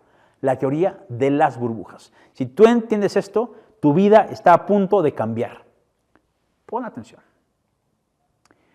Todas las personas, tú, tu tía, tu equipo, tu marido y el señor de enfrente, todas las personas tienen unas dimensiones. Una burbuja, una dimensión íntima, digamos, una dimensión personal, familiar, social, etcétera, ¿no? Lo que algunas personas llaman tus zonas de influencia o tus círculos de influencia, de alguna manera, el mundo en el que tú vives. El mundo en el que tú vives no es un mundo de 7,000 millones de personas y 190 países y no sé qué tanto. El mundo donde tú vives es mucho más pequeño que eso. Es el mundo en donde te mueves, en tu burbuja. Y la regla es la siguiente. Lo que pasa afuera de tu burbuja no importa. Lo que pasa afuera de tu burbuja no te afecta racionalmente, ni emocionalmente, ni espiritualmente. No te afecta en lo absoluto. Independientemente de si eso que pasa fuera de tu burbuja es importante, verdadero, falso o lo que sea. Voy a poner un ejemplo un poco cruel y te pido que me perdones por adelantado, pero yo creo que nos permite entenderlo con mucha claridad. Si yo te digo ahora mismo, no llego en la mañana, te veo, ¿qué pasó? ¿Qué está pasando? Estoy preocupado, ¿por qué? ¿Qué crees? Se murió un niño en China. Ese es una noticia terrible, ¿no? La muerte de cualquier persona, de cualquier niño, en cualquier circunstancia, es una tragedia y no debería existir. Pero si yo te digo que se murió un niño en China, te pregunto con honestidad, ¿el impacto emocional de esta noticia fue fuerte? ¿Tu día cambió? ¿Te estresaste al respecto? ¿Cambiaron tus planes en algún sentido? La respuesta más probable es que no, que realmente hagas algún gesto, híjole, pues qué barbaridad, pero pues ¿qué se puede hacer, no? Ese niño en China está tan lejos de tu burbuja que no es que seas mala persona, ni que seas un ser humano malo, simplemente no podríamos vivir si todo lo que pasa en todo el planeta nos importara, nos afectara. ¿Cuántas injusticias hay? ¿Cuántas tragedias? ¿Cuántas cosas? Es horrible lo que pasa en el mundo entero, ¿no? Claro, hay otro montón de cosas maravillosas y hermosas, el mundo es muy bonito, pero pasan muchas cosas y no podemos procesar todo. Podemos procesar, como buenos cavernícolas, lo que pasa como en 100 metros a la redonda y se acabó, ¿eh? Y se acabó. Lo que pasa fuera de tu burbuja no importa, no te importa. Y está bien. Eso es lo sano. Las personas que se preocupan de todo están enfermas. Tienen exceso de ansiedad, exceso de estrés y no pueden procesar una vida normal. Viven mal, están enfermos y tienen úlceras. Lo normal es que te importe lo que debe importarte, que es lo que está en tu burbuja. ¿Qué pasa si yo te digo, oye, se murió un niño en China, ok? Oye, se murió un niño en tu ciudad, ¿no? Bueno, ok, puede ser que te interese la noticia, en dónde pasó, de quién era hijo, etcétera, ¿no? Si yo te digo, oye, se murió un niño en el kinder de tu hijo. A ver, en modo absoluto, la tragedia es igualita. Se murió un niño. Pero conforme yo voy acercando a este hipotético niño a tus círculos, entonces te empieza a pegar más la cosa. Oye, se murió un compañero de tu hijo de tu salón. ¡Ah! Caray, ¿no? ¿Qué pasó? ¿Por qué? ¿Dónde estaba? Tal, etcétera. Porque entonces eso sí es algo que tiene el potencial de afectar tu círculo, tu burbuja, tus dimensiones. Y entonces sí que te interesa. Entonces sí que hay una reacción emocional. Y entonces, y solo porque hay una reacción emocional, te interesa saber más. El conocimiento siempre va después del movimiento emocional. Y el movimiento solamente después de la conexión con tus círculos. Por eso la comunicación y el sistema de burbujas tiene que ver con esto. Donde hay una persona con burbujas, hay otra persona con burbujas. Solamente en la intersección de estas burbujas es donde existe la comunicación. Tú puedes comunicarte, hablar y hacer cosas o no cosas con personas que están dentro de tu propia burbuja. Los que están fuera de tu burbuja simplemente no importan. ¿Por qué? Porque no importan. ¿No? Claro, puede ser que las burbujas no todas son geográficas. Puede ser que tú, por ejemplo, al ser fan de Harry Potter, estés conectado con un tipo que es fan de Harry Potter en Australia. Y está bien, porque su burbuja de fan de Harry Potter, ahí está, pero forman parte de un mismo equipo. Es decir, de una misma tribu. A ti te importa tu tribu y nadie más. Las demás tribus no te importan. Es necesario para poder vivir. Y entonces, cuando vemos cómo las burbujas existen y cómo con cada persona que conocemos tenemos una burbuja o no, ¿no? Hay personas, por ejemplo, mis colegas y conocidos, que nuestras burbujas están intersectadas de cierta manera, ¿no? Si yo trabajo con una persona en un proyecto común que nos vemos una vez a la semana, hombre, somos conocidos, somos colegas, somos amigos, somos amigos, nos podemos llamar amigos. ¿Lo invitaré a mi boda? Probablemente no. Probablemente todavía no seamos tan amigos como para invitarte a mi boda, ¿no? Al bautizo de mi hijo, ¿no? Pero somos amigos, hay confianza y nuestras burbujas están intersectadas en un poquito, ¿no? Eso es suficiente para poder comunicar porque la comunicación no atraviesa el espacio vacío. La comunicación tiene que viajar a través de las burbujas. Por ese punto en donde está esta conexión aquí, por la conexión, es donde podemos pasar palabras, ideas, información, proyectos, regaños, lo que tú quieras. Pero tiene que haber esa conexión. Como que era dos cuartos y si no hay una puerta, pues no puedo pasarle nada. Pero cuando haces la puerta, ese punto de conexión, ese punto de comunicación, entonces sí, pueden pasar muchas cosas por allí. No es necesario estar todo el tiempo hablando. La comunicación no es un acto, sino un estado. La pregunta no es si hablas con tu esposa, sino ¿estás comunicado con tu esposa? Es decir, ¿hay conexión con tu esposa? porque entonces ya podemos ver si hablamos o no hablamos, o cómo hablamos, pero eso viene después. Lo primero es recordar que la comunicación no es un acto, sino un estado de las cosas, estado de la situación. ¿Existe comunicación? Sí o no. Veamos, por ejemplo, familia, amigos cercanos. Las burbujas están mucho más intersectadas, ¿no? Con mis hermanos, con mi esposa, con mis hijos. Claro, si está bien la relación, si hay buena comunicación, entonces nuestras burbujas están mucho más. Y el centro, ¿no? La unión de las burbujas, ese espacio central donde sucede la comunicación, es mucho más grande. Tenemos más cosas en común, más cosas que platicar, estamos al día con lo que está pasando, ¿no? Por eso los amigos, aunque sean muy amigos, si tienes un amigo que era tu mejor amigo, pero se fue a vivir a Australia, siempre pongo Australia, bueno, está muy lejos, ¿no? Se fue a vivir a Finlandia, pues por más que sea tu amigo, pues eventualmente esa relación se va a ir enfriando, es inevitable, porque cada vez va a tener menos cosas de las cuales hablar. Y cuando hagas el viaje a Finlandia a visitarlo, ¡ay, qué padre! Bla, bla, pero a los 2 días se acabó el tema, porque ya no tienen tantas cosas en común, ya no están aquí, sino están acá. Se han convertido en conocidos. Con nuestra familia y amigos cercanos estamos muy compenetrados y es por eso importante, como decía Machado, que nunca crezca el pasto en el camino de la amistad. Es decir, mantener la conexión constante para que haya ese intercambio de ideas que enriquecen la vida, ¿no?, del ser humano. Con una relación mucho más cercana, tu pareja, tu matrimonio, cuando están en un momento saludable, están no solamente como burbujas intersectadas, sino viviendo dentro de la intersección misma, ¿no? Puedo decir efectivamente que tú y tu esposa, si están en un buen momento, casi que están en la misma burbuja, ¿no? Hombre, siempre hay un espacio que es individual, propio, porque cada persona es cada persona.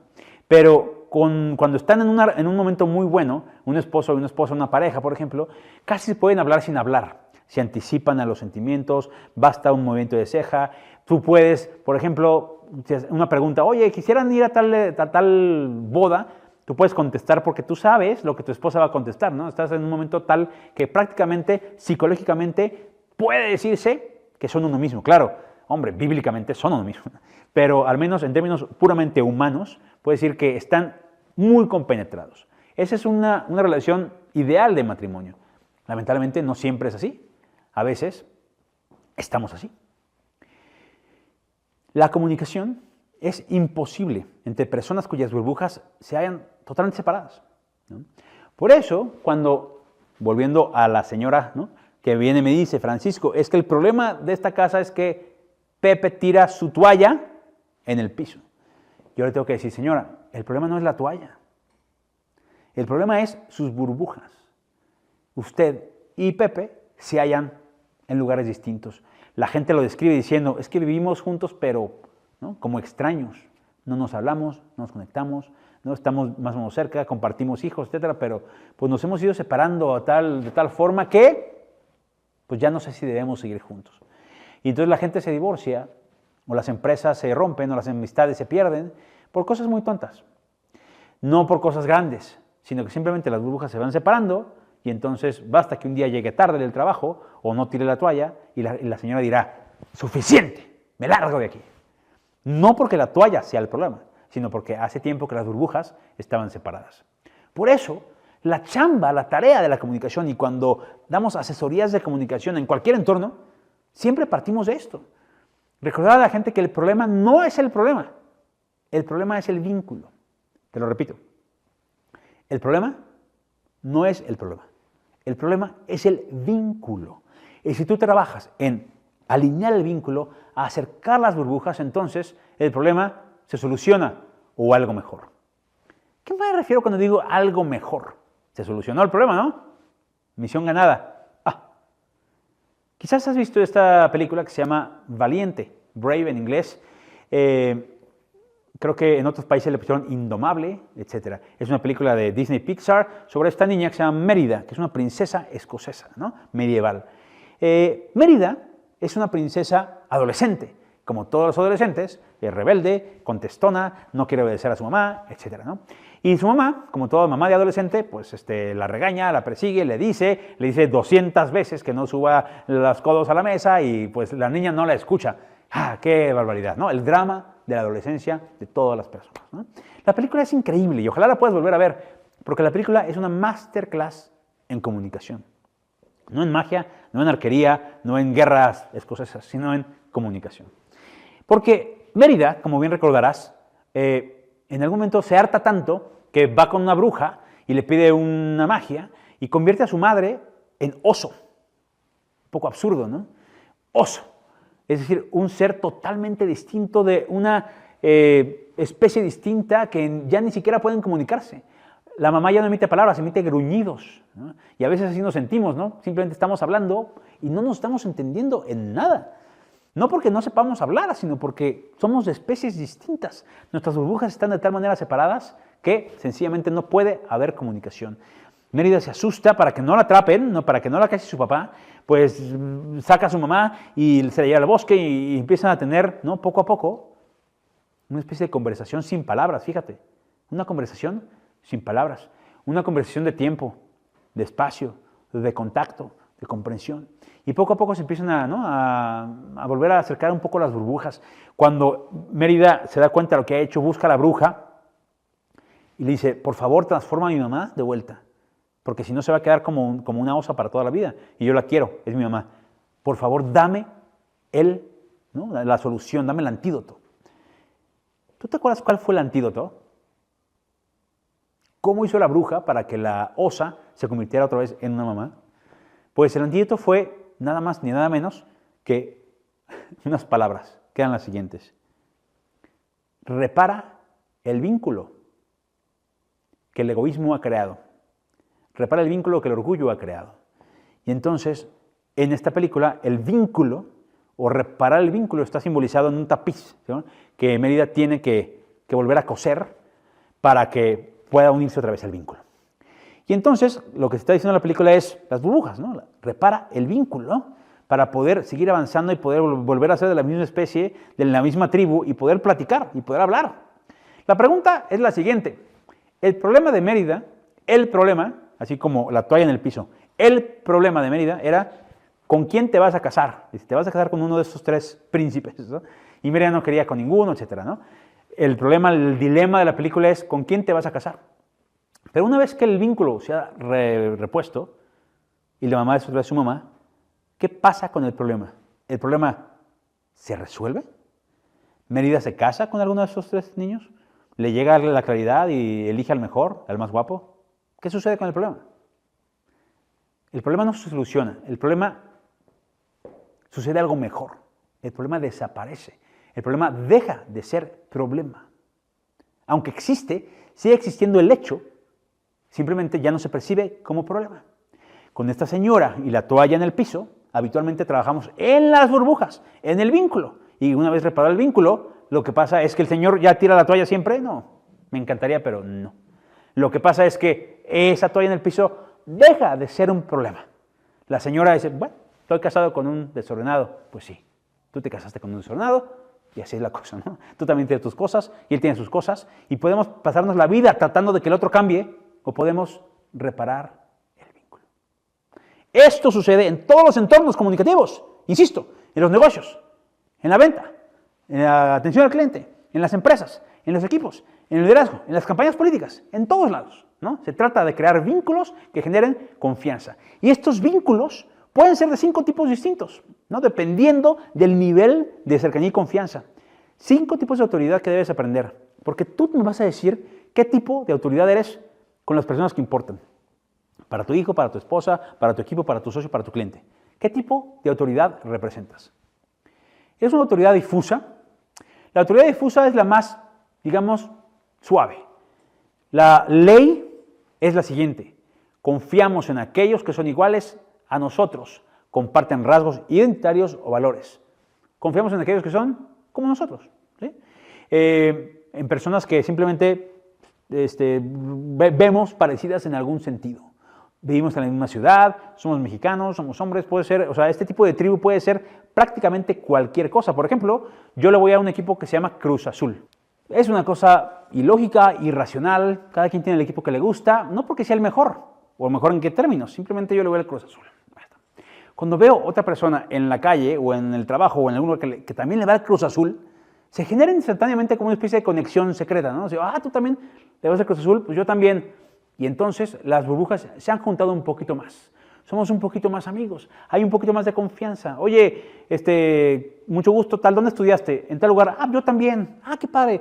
Oye, ¿tú has ido a Australia? Sí, yo también. Qué buena onda, ¿no? Vas encontrando esas conexiones, esos elementos que compartimos con otras personas que nos van haciendo parte de una tribu, ¿no? Y ser parte de una tribu es importante. ¿Por qué? Porque solo en la tribu puedes bajar la guardia. Por eso, cuando una persona se presenta, cuando tú te presentas con otra persona, es importante hacerle sentir que eres de su tribu, ¿no? Analizaremos en otro módulo, por ejemplo, lo que pasa durante la primera impresión, que dura entre 7 y 10 segundos, y los procesos cerebrales que se llevan a cabo en nuestra cabeza durante ese instante en donde conocemos a una persona. Y uno de los primeros elementos, no el primero, pero uno de los primeros elementos es: somos iguales. ¿Cómo somos iguales? Somos parte de una tribu misma y por tanto compartimos valores, códigos, lenguajes, podemos hablar con confianza. Es importante eso. Por eso, los empresarios, por ejemplo, o los políticos que son multimillonarios, en su campaña tratarán de convencerte de que son como tú. Son del pueblo, son normales, y les gustan y comen tacos como tú y van al mismo lugar que tú, ¿no? Porque entonces te van haciendo sentir como que son como tú y por tanto es mucho más probable que te sientas conectado con estas personas. Confiamos en aquellos que son iguales a nosotros. Este solo conocimiento nos dará mucho de qué hablar, ¿no? Cuando hablemos de protocolo, en otros módulos de oratoria, de cómo hacer una gran presentación, de cómo hacer un cierre de ventas, todo esto es muy importante. Segundo tipo de autoridad es el siguiente: la autoridad formal o de poder. La regla, la ley, es la siguiente: confiamos en aquellos que detentan el poder legítimo. En general, las personas estamos predispuestas, porque somos cavernícolas, a confiar en aquellas personas que son el jefe de la tribu, ¿no? En un policía, en un político, en un gobernador, en el dueño del lugar, etcétera, porque sabemos que depende de estar bien con ellos, depende mucho nuestro éxito en el entorno, ¿no? Si nos peleamos con el jefe de la tribu, probablemente terminemos exiliados de la tribu o muertos. Es por eso importante, nuestro cerebro reptiliano nos dice: oye, cuidado, ve quién es el jefe y cáele bien, ¿no? Eso es un mecanismo de supervivencia básico, que también es débil, porque la autoridad formal no se mantiene a lo largo del tiempo, ¿no? Es decir, los jefes nos caen bien hasta que nos caen mal, ¿no? Eventualmente todos los políticos, todas las personas en poder, los jefes, etcétera, eventualmente, en general, caen de la gracia del pueblo. Por eso la autoridad formal es muy delicada y debe usarse con mucho tiento. El tercer tipo de autoridad es la autoridad ejemplar. Es una de las autoridades más potentes y se obtiene a través de un efecto psicológico que se llama el efecto halo. La ley es la siguiente: confiamos en aquellos que son como nosotros quisiéramos ser. En aquellas personas que son exitosas, ricas, atractivas, conectadas, que viajan mucho, etcétera, ¿no? Cuando una persona que vemos nos parece ejemplar o atractiva, entonces estamos muy dispuestas a escuchar lo que están diciendo. Por ejemplo, esto lo saben, un profesor de escuela o universidad debe de aparentar ser una persona de éxito, porque si no, sus alumnos no lo van a escuchar, no le van a poner atención. Oye, ¿es importante que un papá o una mamá sea cool frente a sus hijos? ¿Que sea una persona que aparenta éxito? ¿Es importante? Respuesta: sí, es muy importante. No es lo más importante, pero sí es importante, porque cuando tu papá o tu mamá ves que es como tú quisieras ser, ¿no? Hace deporte, es atractiva, tiene amigos, es exitosa, entonces por supuesto que estás mucho más dispuesto. Claro, cuando tienes hijos adolescentes, olvídate, o sea, tus hijos adolescentes no te ven así, pero luego se les va a ir quitando, no te preocupes. En general, las personas que nos ven hacia arriba, que nos admiran, pues confían más en nosotros y entonces uno puede desarrollar técnicas para aparentar este tipo de cosas, ¿no? Cómo te vistes, cómo hablas, cómo te mueves, qué coche traes, qué oficina está, cómo te peinas, no sé, todas esas cosas que son, hombre, son secundarias, no son centrales, son imagen, ¿no? Y la imagen es solo imagen, pero la imagen suele ser un megáfono de nuestro interior y cómo nos transmitimos y nos comportamos frente a otros es parte importante de la autoridad que transmitimos. Cuando llegamos al módulo de la oratoria y la presentación, hablaremos a fondo de este tema para darte algunas herramientas para que tú puedas convencer a las personas antes de decir una sola palabra. El cuarto elemento o el cuarto tipo de autoridad es el siguiente: confiamos en aquellos que son expertos, que tienen conocimiento y experiencia. Es importante en tu trabajo, por ejemplo, que la gente note que sabes lo que haces, que eres experto, que tienes experiencia, que sabes resolver los problemas, etcétera, ¿no? Cuando alguien nos damos cuenta que simplemente no sabe, entonces nuestra confianza cae hasta el suelo, ¿no? Nos ha pasado, o quizá te ha pasado con algún profesor de la secundaria o de la prepa, que a medio curso dijiste, este cuate, pues no sabe, ¿no? O sea, me está diciendo cosas que no sabe tan bien, no las prepara tan bien, y por tanto, de ahí en adelante, cualquier cosa que te diga, no importa, ¿no? O por ejemplo, si yo que soy experto en comunicación y a esto me dedico, si te invito a una conferencia sobre cómo administrar un equipo de fútbol por Francisco García Pimentel, lo normal sería que tú no pagaras ni un peso por esa conferencia, porque yo no sé nada sobre cómo administrar equipos de fútbol, o sobre plomería, o sobre hacer pasteles. No, cada quien es experto en lo que es experto y es muy claro en tu comunicación personal, corporativa y demás, en tu proyecto de vida, en tu marca personal, que para la gente sea claro, clarísimo, visible y constante y consistente y comprobable que eres experto en lo que dices ser experto, porque de eso depende toda tu reputación profesional, ¿cierto? Pero todavía hay un elemento o un nivel más alto de autoridad, que es la autoridad moral. Cuando Aristóteles habla de autoridad en términos de la retórica, se refiere casi exclusivamente a la autoridad moral. La ley es la siguiente: confiamos en aquellos que dicen la verdad y que desean nuestro bien. Son los dos elementos propios de la autoridad moral. Confiamos en por ejemplo, en tu mamá o en tu papá, casi a ciegas, ¿no? O al menos en algún momento de tu vida, casi a ciegas. Porque, claro, tú dices, mi mamá, pues es mi mamá. Por supuesto que me quiere, me dice la verdad, jamás me mentiría, jamás me haría daño, es mi mamá. En cambio, el político de allá afuera me haría daño, pues, sí, sin problema, ¿no? De alguna manera confío en él hasta cierto nivel, pero no profundamente, con conexión profunda y moral. Mi pregunta para ti es la siguiente: un líder, una persona con un puesto de liderazgo político, empresarial, social, familiar, lo que tú quieras, ¿qué tipo de autoridad tendría que estar desarrollando de forma consciente? ¿Cuál es la mejor autoridad de las 5? Y la respuesta, después de pensarlo unos segundos, muy pronto será la siguiente: las 5. Un jefe, un líder, un político, un papá, un amigo, tiene que demostrar constantemente que, primero, habla el mismo lenguaje que tú. Cuando una señora me viene y me dice, Francisco, es que mi hija adolescente no me escucha y le estoy diciendo que se quite ese arete de la nariz, no me gusta, que se lo quite, tal, ¿no? Y entonces hay que decirle, señora, la pregunta no es qué le digo a mi hija. Los seres humanos no somos máquinas, no somos Alexa, no respondemos a comandos fijos. Yo no tengo una frase que usted diga a su hija y su hija compre, ¿no?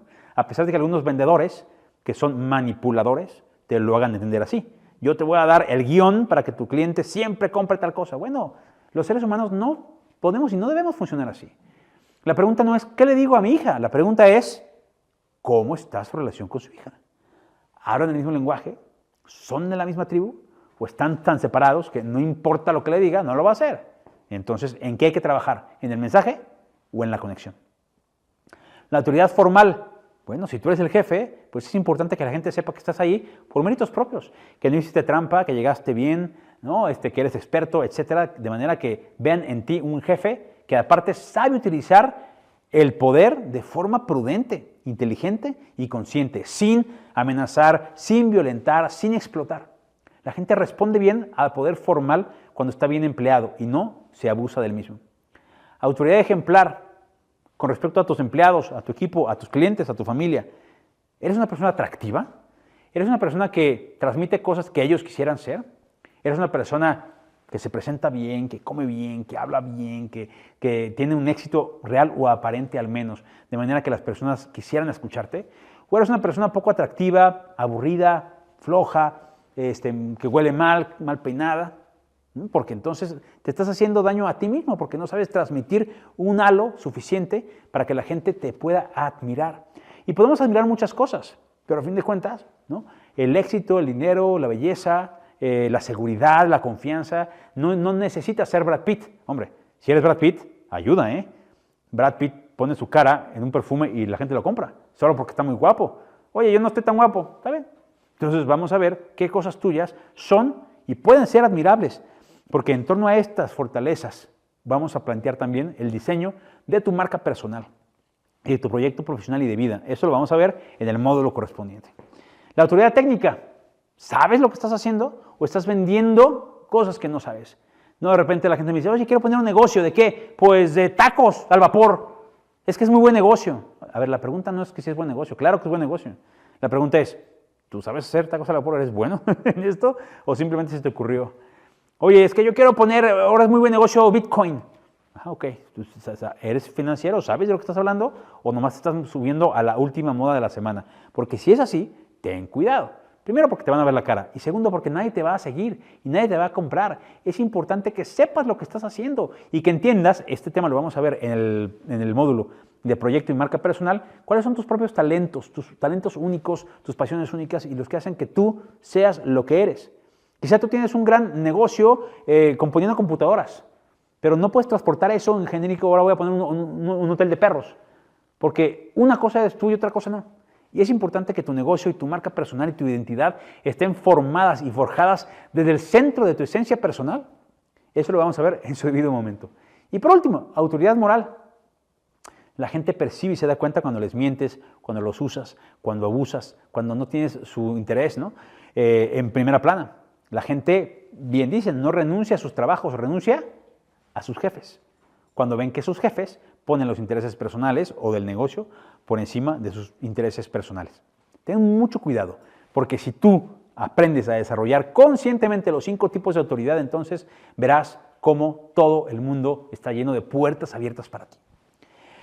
La comunicación cambió en el 2001, cuando Steve Jobs, este personaje, presentó el iPod. ¿Tú te acuerdas del iPod? Cuando salió el iPod, el primer iPod era el aparato más cool jamás que había existido en la historia de la humanidad. Era impresionantemente cool y atractivo. Era un cuadrito donde podías poner 1000 canciones. El primer iPod, 1000 canciones. Claro, ahorita tú tienes Spotify y tienes infinitas canciones, ¿no? Pero cuando yo era niño, pregúntale a tus papás, pues lo que había era cassettes. Y pues en un cassette había 10, 12, 14 canciones, ¿no? Y le dabas vueltas infinitamente al mismo cassette. Pues era muy limitado. Pero cuando llega el iPod, todo cambió para la música, para la tecnología, para Silicon Valley, etc. Pero también para la comunicación. Steve Jobs supo leer el estilo de la época y dejar atrás, ¿no?, el famoso sistema matemático de Shannon, sobre el que se basa todo el sistema de comunicación del siglo XX. En el siglo XX, si tú trabajaste en radio o en televisión o viste radio o televisión, recordarás que todo era muy formalista, todos encorbataditos, todos derechitos. Incluso cuando yo empecé a trabajar en el radio, tenías que tener un permiso del gobierno para poder hablar en radio. Es una locura que eso pasara el día de hoy, porque el día de hoy todo es democrático y cualquier persona puede abrir un canal de YouTube o un podcast gratis, sin pedirle permiso a nadie. Es muy sencillo, es muy democrático, muy abierto, para bien o para mal. Pero antes la comunicación era muy formalista y cuando se enseñaba oratoria se enseñaba de manera muy formal, ¿no? Tu atril, tu ropa, tu corbata, y tenías que hablar así. Yo me acuerdo de mis clases de oratoria. ¿Tú tuviste clases de oratoria? Quizá te acuerdes, te decían, tus pies tienen que estar a 40 centímetros, ¿no?, uno del otro, a la altura de los hombros aproximadamente, con los pies abiertos hacia afuera. Las manos, escucha, nunca abajo de la cintura, nunca arriba de los hombros, siempre viendo para adelante, no puedes voltear para atrás, tienes que ver a la gente a los ojos. Y aparte de la voz, tienes que impostar tu voz para que resuene y resuene tal. Y si tienes nervios, te decían, mira a la pared de atrás. No sé quién inventó lo de la pared de atrás, malísima idea. Por favor, no mires a la pared de atrás. Lo importante es que el sistema de comunicación era como muy formal. Llega Steve Jobs y le parte, ¿no?, el sistema a todo el mundo, porque primero se deshace de los atriles o de los ambones, de manera que empieza a caminar por todos lados. Sale con tenis y con una camisa sin corbata. Esto en su momento era revolucionario. Claro, ahorita es obvio, pero en su momento fue revolucionario. Y tanto se comentó del iPod como del estilo, del efecto comunicativo que tuvo Steve Jobs. A partir de este nuevo modelo de hablar de forma relajada, amable, contando grandes historias para vender un producto tecnológico, en vez de hablar del producto en sí mismo, hablar de las historias que esto implica y demás. Bueno, a partir de eso, pues el estándar de comunicación empieza a cambiar. A partir de la inspiración de Steve Jobs, nace en Estados Unidos esto que se llaman las TED Talks, Por cierto que tuve hace algunos años la experiencia de participar como un speaker en un evento TED y es sensacional. Y lo que te van enseñando es justamente aprender a contar tu historia, en donde los modelos, los líderes, no son grandes oradores. Por eso, si tú no eres un gran orador, no te preocupes, ya no se necesita. Los que están ahí son personas que tienen algún tipo de autoridad, son personas con grandes historias, grandes experiencias, grandes ideas, son personas que simplemente se paran ahí, hablan de lo que son y en solamente 20, 25 minutos pueden transformar tu vida. Este modelo es sensacional porque está basado directamente en el sistema aristotélico, ¿no? Del ethos, ¿no? La relación, la autoridad, el carácter, luego el pathos, la emoción, el sentimiento y luego el logos, en donde lo menos importante o lo último de la ecuación es el contenido mismo. Por eso, a diferencia del modelo clásico de Shannon, la comunicación moderna escucha, reduce mucho el formalismo y las técnicas pulidas de oratoria. Es decir, en vez de hablar como diputado, ¿no?, del siglo pasado, estimados amigos, colegas, compañeros, amantes de la palabra, hoy les vengo a decir que, según Benito Juárez, el respeto al derecho ajeno. ¿Te acuerdas de haber visto esto alguna vez en tu vida? Aburridísimo. Y quizá tú, aunque te gustara la oratoria como a mí, participabas en concursos de oratoria y eran todos así, ¿no? Queridos amigos, tal. Y la pregunta es, ¿quién diablos habla así en la vida real? Nadie habla así en la vida real. Y el día de hoy, los oradores, los comunicadores, los broadcasters, los líderes, hablan como seres humanos. Y esto es algo que hay que aplaudir porque es maravilloso, porque se puede hablar frente a frente a tú con un lenguaje sencillo, llano, claro, real, humano, sentido y aparte muy efectivo. Reduciendo los elementos estructurales fijos, ¿no? El lambón, la presentación, sino que facilitando las cosas para que puedas comunicarte y conectar con las personas que tienes enfrente. Favorece experiencia sobre conocimiento. Los que están ahí en TED Talk no son todos doctores, sino hay adolescentes, chicos, grandes, mamás, papás, hombres, mujeres, pobres, ricos, hay de todo, ¿no? Porque todos tenemos una experiencia que vale la pena contar. Y si tú aprendes a contar tu vida, si tú aprendes a convertir tu propia experiencia vital en una historia que contar, entonces vas a ver cómo vas a aprovechar esa herramienta para construir una serie de riqueza extraordinaria. Favorece la conexión sobre la transmisión. En esta presentación TED, que es una de las más vistas en la historia de TED, es de un hombre que se llama Ken Robinson. Es un experto en comunicación que presenta un tema que se llama Las escuelas matan la creatividad, ¿no? Y él tiene un libro fenomenal que se llama El Elemento, que también es parte de todos los módulos. Pero Ken Robinson, en la TED más vista de la historia, dedica de 20 minutos, 13 minutos a contar de sí, a contar chistes, o sea, no se mete al tema como hasta pasada la mitad del argumento, porque decide dedicar tiempo, el que sea necesario, a crear una conexión con el público, ¿no? A que el público se sienta cómodo con él y él con ellos, y se identifiquen con alguna de sus realidades. Habla cómo está casado, de sus hijos, de su vida, de su escuela, y poco a poco dices, oye, este tipo me cae muy bien, quiero escucharlo, y entonces sí, dedica 8 minutos a explicar lo que vino a explicar. Pero la conexión es más importante que la transmisión de las ideas. La honestidad es más importante que la técnica. Es mucho más importante que seas una persona que vale la pena ser escuchada a que hables como el gran orador de la semana. Eso no importa, ya se acabó. Olvídalo, está muerto, ¿sí? Favorece el movimiento, la fluidez sobre la estática y la robótica. Favorece las historias sobre los números, porque los cavernícolas, nuestro cerebro, está especialmente capacitado para entender y procesar historias y contar historias. No, hasta hace 5,000 años ni siquiera existían los números. Tu cerebro no sabe que existen los números. Por eso le cuesta tanto trabajo en general a la gente pues, realizar operaciones matemáticas complejas. Y si a la gente le dices, oye, gastamos 10,000 millones en hacer ese puente o 100,000 millones, básicamente es lo mismo. Es un número muy grande que la gente, su cerebro no comprende y no importa. Pero las historias importan. Yo no sé si tú eres católico o cristiano, pero seguramente sabes de quién hablo cuando hablo de Jesucristo, ¿no? Jesús, ¿no? El fundador de la Iglesia Católica que en la Biblia y en los Evangelios podemos conocer. Jesús era el Hijo de Dios, un profeta, ¿no? Un maestro, etc.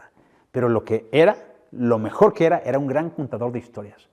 Porque Jesús nunca explicaba las cosas, sino que contaba parábolas, ¿te acuerdas? Entonces, ¿cuántas parábolas contó Jesús en la Biblia? ¿Cuántas parábolas cuenta Jesús en los evangelios?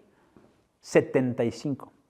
Cada que le preguntan, oye Jesús, ¿qué significa esto? Él no dice, pues mira, considerando el porcentaje de judíos que existen, ¿no? Y los romanos, y viendo el proceso, él no explicaba nada, ¿no? Sino que contaba una historia. Decía, oye Jesús, no entendemos esto. Y él decía, pues esto es como, por ejemplo, cuando una persona encuentra una perla y pasa tal cosa. Ah, qué interesante. Oye, pero Jesús, ¿qué pasa esto? Esto es como cuando un niño le dijo a su papá, papá, dame mi herencia, y se fue y regresó, ¿no? Y él cuenta historias, y las historias transforman por completo no solo su momento histórico, sino toda la humanidad para el resto de la historia. Porque sus discípulos eran un poco neandertales, eran un poco limitados, igual que tú y que yo. Y entonces no entendían grandes teorías, grandes conceptos, pero las historias se les quedaban. Tú puedes hacer ese experimento hoy mismo si tú vas y le dices a una persona, oye amigo, dime en este momento, ¿no? Por favor, ¿tú fuiste a catecismo? ¿Eres cristiano? Sí, muy bien. Ahí te va. ¿Cuál es el séptimo mandamiento de la ley de Dios? Séptimo mandamiento.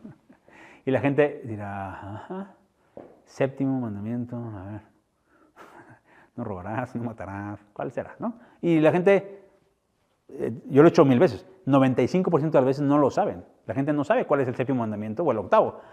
Oye, uno pensaría que eso es lo más importante. Oye, pues son los mandamientos de la ley de Dios. Si cumples eso, te vas al cielo. Voilà, es lo más importante. Pues sí, la gente no se lo sabe.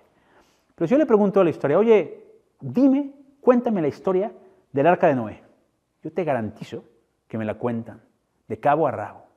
Cuando empezó a llover, y el barco, y los animales, y las parejas, y no sé qué, la paloma. Cada quien te lo va a contar de forma distinta, ¿cierto? Pero te va a contar la misma historia. Las historias y el storytelling es nuestra capacidad más grande de hablarle a todas las personas, con la gran ventaja de que cuando tú cuentas una historia, cada persona extrae de esa historia lo que necesita. Por eso vamos a aprender en otro módulo a contar historias, ¿no? Llegaremos a eso.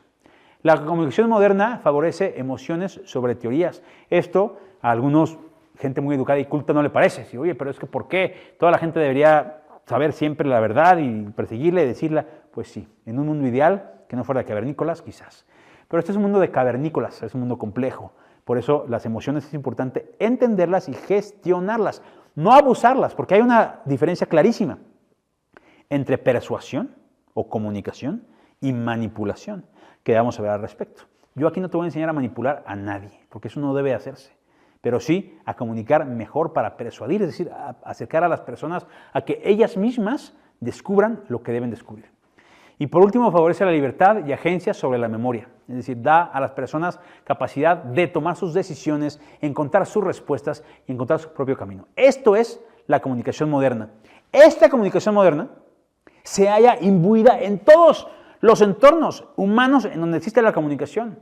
Aquí pusimos en la oratoria, en la dirección y equipos, marca personal, proyecto de felicidad, en la familia, en los negocios, medios y contenidos, en la comunicación en crisis, en ventas, todo esto, ¿no? Todos estos entornos, cada uno de estos circulitos será un módulo que abordaremos a lo largo de este curso.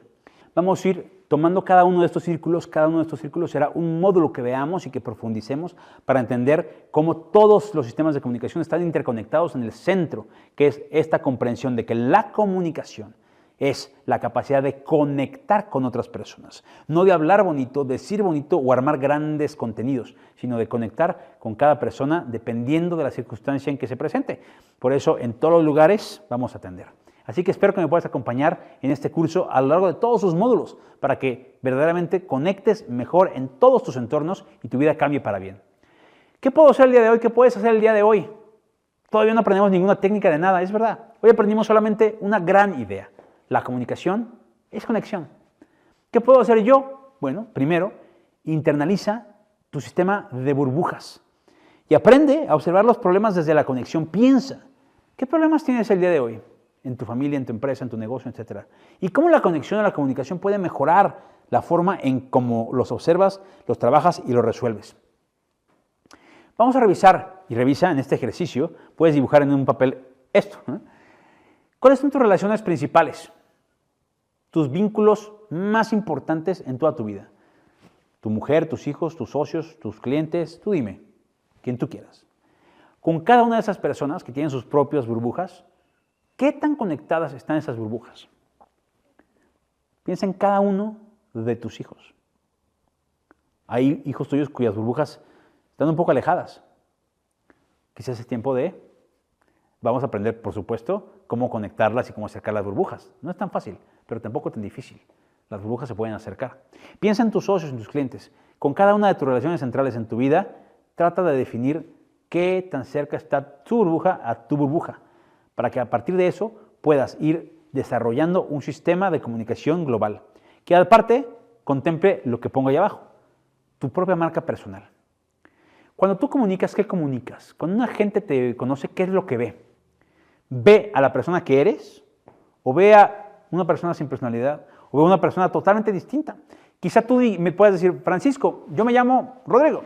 ¿Cómo eres, Rodrigo? Pues yo soy creativo, soy joven, soy deportista, soy abogado y me gustan los perros. Perfecto. La gente que te conoce ve eso en los primeros 2 minutos. La gente que ve tus redes ve eso inmediatamente. La gente que te contrata ve eso. O simplemente estás mandando mensajes tan complejos, tan confundidos, tan confusos, tan variados, que la gente no sabe quién eres y por eso no te contratan. Por eso no te buscan. Por eso no te encuentran. Porque te estás escondiendo tú mismo sobre capas que tú te estás poniendo encima para parecer algo que no eres. En cambio, si eres transparente, ya te lo he dicho, hay personas que están buscándote.